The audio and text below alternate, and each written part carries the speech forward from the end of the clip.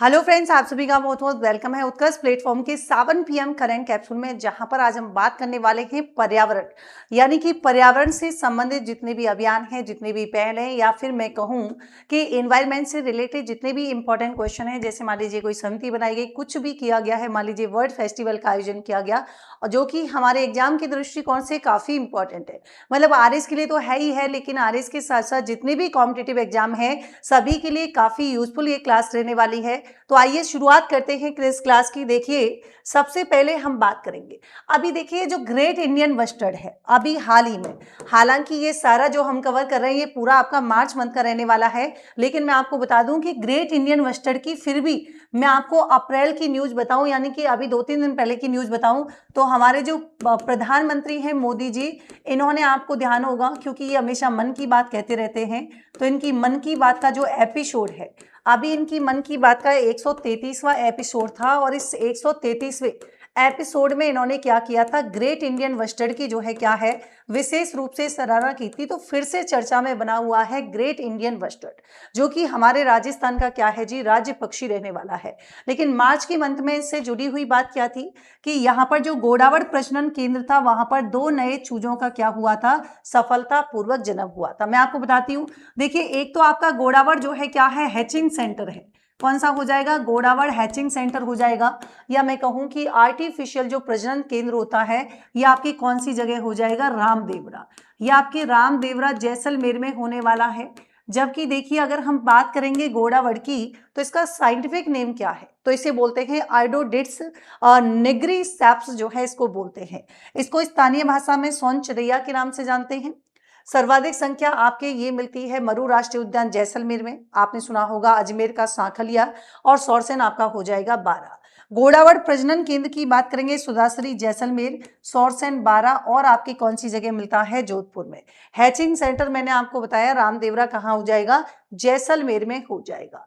आप देखिए कि राजस्थान सरकार ने इस पक्षी को 1981 में, बोलो क्या किया है, राज्य पक्षी घोषित किया था। अब ये कह रहे हैं कि भैया गोडावड़ की टोटल संख्या लगभग जो है आपके 70 हो चुकी है, और अभी 2 नए चूजों का जन्म और यहाँ पर हुआ था। लेकिन इसी से साथ ही मैंने और करंट की बात बता दी कि जो मन की बात का 133वां एपिसोड था, तो यहाँ पर मोदी जी के द्वारा खुद ग्रेट इंडियन मस्टर्ड के जो है क्या है, यहाँ पर भैया विशेष रूप से सराहना की गई थी।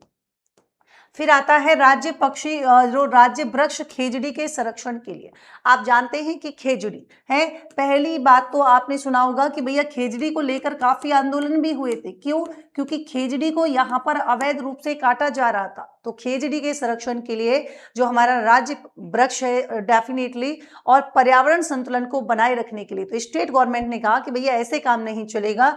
तो यहाँ पर उसने संसदीय कार्य एवं विधि मंत्री जोगाराम पटेल की अध्यक्षता में एक समिति का, बोलो क्या किया है, गठन किया है। ऐसा क्यों कर रहे हैं, ये ऐसा इसलिए कर रहे हैं क्योंकि रिसेंटली देखा गया कि हमारी जो खेजड़ी है उसको अवैध रूप से उसकी कटाई हो रही है, और खेजड़ी के वृक्षों को जो है क्या करना है, बीमारी से बचाना है, और इनके संरक्षण के लिए एक हमको क्या है, डीपीआर, या मैं कहूं कि एक तरीके से इसका कार्य योजना जो है हमको क्या करनी है जी, तैयार करनी है। आप जानते हैं कि अगर हम बात करेंगे तो खेजड़ी बचाओ आंदोलन हमने चलाया था, ताकि खेजड़ी के वृक्षों को जो है क्या है, यहां पर काट नहीं सके, और इस पर प्रतिबंध पूरी तरीके से लगा दिया गया था।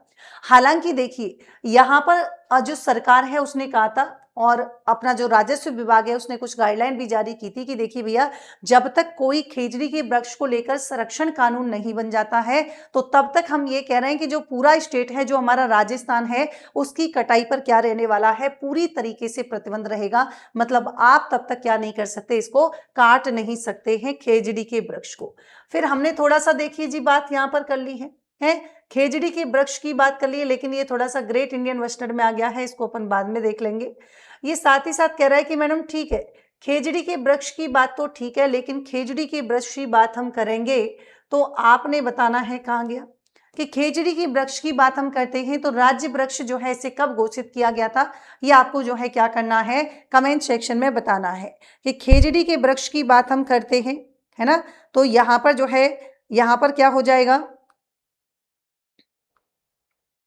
तो बताएंगे भाई कि खेजड़ी के वृक्ष की बात हम करते हैं तो यहाँ पर कौन सी इंपॉर्टेंट बात होगी? तो आपने कहा कि आप जानते हैं कि इसे मरुस्थल का जो है क्या बोलते हैं, कल्प वृक्ष भी बोलते हैं। क्या बोलते हैं जी? तो आपने पहले भी कई बार मैंने बताया है इसको क्या बोला जाता है, तो मरुस्थल का यहाँ पर जो है क्या बोल देते हैं, कल्प वृक्ष भी बोल देते हैं।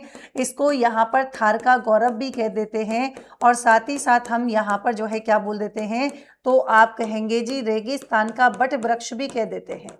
क्या बोल देते हैं? रेगिस्तान का बट वृक्ष की संज्ञा भी इसको दी जाती है। आप जानते हैं कि खेजड़ी की बात हम करेंगे तो इसको कब, तो हम कहते हैं इसको धार्मिक दृष्टिकोण से देखें तो समी वृक्ष के रूप में इसको क्या है जी, यहाँ पर जाना जाता है। और साथ ही साथ हम ये कह रहे हैं कि जोधपुर का, आपको खेजड़ली याद होगा, तो जोधपुर का जो खेजड़ली था उसमें 363 लोगों ने क्या किया था, खेजड़ी के वृक्षों को जो है बचाने के लिए अपने प्राणों का क्या कर दिया था जी, त्याग कर दिया था। आप जानते हैं कि इसकी जो फली होती है, इसकी जो फली होती है उसको हम क्या बोलते हैं जी, सांगरी कहते हैं। और ध्यान रखिएगा, मतलब जो खोखा होता है, भाई खोखा किसे बोलते हैं, तो खोखा पकी हुई को कहते हैं, और सांगरी हम जब कच्ची होती है उसे बोलते हैं। जबकि जो पत्तियां होती हैं जो पशु चारे के काम आती हैं उसको हम क्या बोलते हैं, लूंग बोलते हैं। तो ये आपको स्पेशली थोड़ा सा ध्यान रखना है। बाकी इसके बारे में ऑलमोस्ट मैंने पूरा कवर करा रखा है, खेजड़ी से रिलेटेड जितना भी है, तो अभी काफ़ी चर्चा में रहा था, ये आपको ध्यान रखना है। देखिए भाई, सेंट्रल यूनिवर्सिटी द्वारा पैक्टिन का विकास किया गया है। मैडम जी ये क्या है? तो हमारी जो सेंट्रल यूनिवर्सिटी है इसने क्या किया है, अजमेर ने हाल ही में फल और सब्जियों के कचरे से, है ना, क्योंकि आप जानते हैं कि वैसे भी हम फल और सब्जियों का जो कचरा होता है उससे पैक्टिन तैयार करने में हमने सफलता कर ली है। आप ये कह रहे हैं कि भैया हम एक काम करेंगे कि अब हम कचरे को क्यों फेंकें, भाई तुम्हारे लिए कचरा है, लेकिन हम यहाँ पर क्या कर रहे हैं, उच्च गुणवत्ता वाला पैक्टिन बनाया है। अब ये तकनीक करेगी क्या? तो ये तकनीक, एक तो आप जानते हैं सीधी सी बात है, कचरा प्रबंधन में मदद हमको मिलने वाली है, और जैम जेली जैसे खाद्य उत्पादों के लिए क्या होगा, एक सस्ता विकल्प यहाँ पर तैयार हो जाएगा। साथ ही देखिए रिंगिंग अभियान, बॉम्बे नेचुरल हिस्ट्री सोसाइटी की बात करेंगे और राजस्थान वन विभाग, इन दोनों ने मिलकर 42 साल के बाद क्या किया है, रिंगिंग अभियान की शुरुआत की है। यहाँ पर देखिए प्रवास मार्ग है पक्षियों का, उनकी गतिविधि, तो यहाँ पर एक उनसे जुड़ा हुआ एक महत्वपूर्ण प्रोजेक्ट रहने वाला है। मतलब ये कह रहे हैं कि पक्षियों के उड़ने का जो पैटर्न है ना, उनका जो प्रवास मार्ग है, मतलब कहाँ से कैसे जा रहे हैं, उनका जो रुक रहे हैं, स्टे कर रहे हैं, तो वहाँ पर ये सारा डेटा आपको एक जगह मिल जाएगा। इसके लिए क्या किया है, पक्षियों के पैरों में एक विशेष प्रकार का मेटल रिंग, जिसे हम आम भाषा में छल्ला कह देते हैं, पहना दिया जाता है, जिस पर एक यूनिक पहचान संख्या होती है और अध्ययन केंद्र का वहाँ पर डिटेल होता है। अब इससे हमको ये पता लग जाता है कि भैया पक्षी जो है किन देशों से उड़कर आए हैं, और वे राजस्थान के जो है कौन से जलाशय को अपना पड़ाव बना रहे हैं, कहाँ पर रह रहे हैं। और साथ ही साथ ध्यान रखेंगे तो जलवायु परिवर्तन पर इनका जो प्रभाव पड़ता है, मतलब ये जो डेटा किस काम आएगा, तो भविष्य में जो पक्षियों का संरक्षण होगा एक तो, और जलवायु परिवर्तन के पड़ने वाले जो इफेक्ट हैं उसको समझने में हमको सहायता मिलेगी। साथ ही देखिए डेमोएशियल क्रेन, जिसे हम कुरंजा बोलते हैं, ये सबसे फेमस पक्षी है। फलौदी के खींचन गांव में आते हैं, स्थानीय भाषा में कुरंजा कहते हैं। और फलौदी का खींचन गांव जो है ये किस में शामिल है, तो ध्यान रखेंगे ये आपके रामसर साइट में भी शामिल है। और कब किया गया था, तो आपको ध्यान रखना है जून 2025 में। फ्लेमिंगो, जिसे हम आम भाषा में राजहंस के नाम से जानते हैं, तो ये आपके पिंक और ग्रे दोनों तरह के जो है राजहंस देखे जाते हैं। साइबेरियन क्रेन, ये केवलादेव राष्ट्रीय उद्यान में जो है देखने के लिए मिलते हैं। और अभी सारा केवलादेव घना पक्षी विहार में इसकी जो है क्या की गई थी, तो 43वीं सारस गणना भी हाल ही में की गई है। ये भी आप ध्यान रख सकते हैं, और भी करेक्ट का क्वेश्चन। व्हाइट स्टॉक, ये जैसलमेर में इन पक्षियों की उपस्थिति जो है हमको देखी जाती है, और बाकी पेलिकन, पिंटल, गार्गेन और ये जो पोचार्ड है ये भी देखने के लिए मिल जाते हैं। साथ ही देखिए प्रतिकरात्मक वनरोपण निधि प्रबंधन और योजना प्राधिकरण राजस्थान की बात करेंगे। हुआ क्या है, तो हम जानते हैं जयपुर में हमारे जो मुख्य सचिव हैं वीरी श्रीनिवास, तो इनके लिए यहाँ पर जो है कैंपा की संचालन समिति की बैठक आयोजन किया गया। अब आप बोलेंगे कैंपा क्या है, तो compensatory afforestation fund management and planning authority.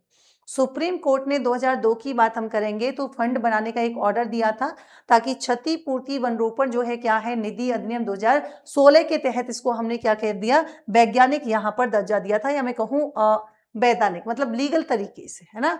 इसका उद्देश्य क्या है कैंपा का, तो ये कह रहे हैं कि देखिए इसका उद्देश्य है जब अवसंरचना मगर विकास कार्यों के लिए वन भूमि का उपयोग किया जाता है तो उसके बदले में होने वाले जो नुकसान है उसकी भरपाई के लिए ये क्या बनाया गया है, फंड बनाया गया है।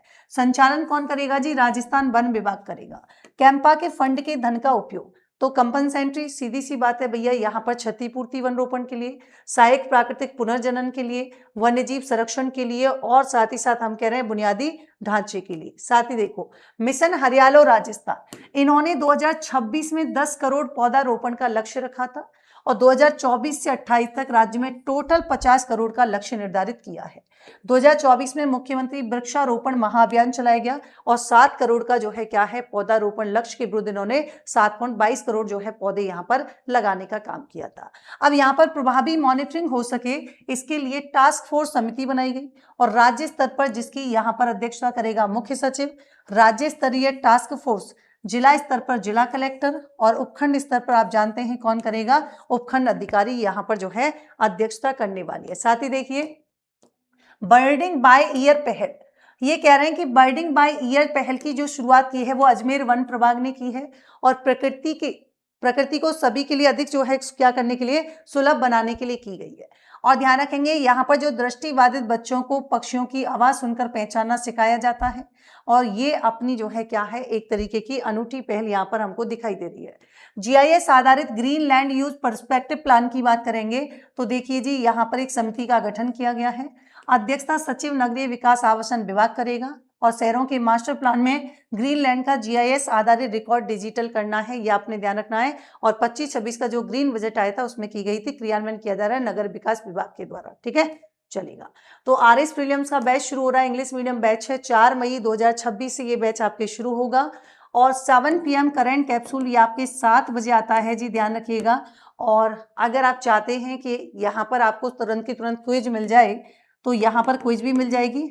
Monday to Saturday current affairs की क्लास आती है, सुबह 8 बजे आती है और संडे को आपके वीकली टेस्ट होता है। तो दोनों का पार्ट बनने के लिए आपको QR कोड स्कैन करना है और आप इसका पार्ट बन सकते हैं। समग्र बैच आपके 25 मई, जिसमें आपके आरएस का प्रीलिम्स, मेंस, इंटरव्यू, मतलब आपकी संपूर्ण रूप से तैयारी करवाई जा रही है। तो 25 मई को 2 बजे जुड़ना नहीं भूलेगा। फिर भी आपको कोई डाउट है, ऑफलाइन बैचेस से रिलेटेड किसी भी प्रकार की जानकारी चाहिए, स्क्रीन पर दिए गए कॉन्टैक्ट नंबर पे आप जो है क्या कर सकते हैं जी, कॉल कर सकते हैं। निर्मल बैच 8.0, इसी के साथ ही निर्मल 2.0 इंग्लिश मीडियम बैच और आरएस प्रीलियम 2.0 टारगेट बैच, ये हमारे जितने भी बैचेज हैं जहां पर आपको लाइव एंड रिकॉर्डेड क्लासेज मिलेंगी। साथ ही साथ आपके उचित मूल्यांकन के लिए समय समय पर आपके टेस्ट का आयोजन किया जाएगा। PYQ आपको जो है यहाँ पर मिलने वाले हैं और करंट अफेयर्स का सेशन भी आपको समय समय पर मिलता रहेगा। तो मिलते हैं नेक्स्ट सेशन में एक नए टॉपिक के साथ, तब तक के लिए thank you so much, take care, good night.